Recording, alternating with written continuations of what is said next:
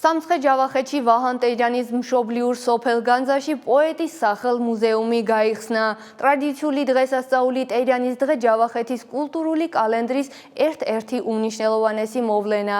დღის ღონისძიებები ვაჰან ტეჯანის ბიუსტის ყვავილებით შემკობით დაიწყო. შემდეგ კი სტუმრებმა მუზეუმის ტერიტორია დაათვალიერეს, გაეცნენ განახლებულ ექსპოზიციებს ტეჯანის ცხოვრების ისტორიისა და ლიტერატურულ მემკვიდრეობას. სახელმუზეუმის აღდგენითი სამუშაოები განხორციელდა ჯავახეთის მხარდაჭერის ფონდის ინიციატივით საქართველოსა და სომხეთის განათლების სამინისტროებისა და არაერთი ქველმოქმედის მხარდაჭერით. საკონცერტო ნაწილში წარდგნენ სომხეთის ეროვნული საკრავების სახელმწიფო ორკესტრი, სახელმწიფო კამერული გუნდი და სხვა ცნობილი მომღერლები.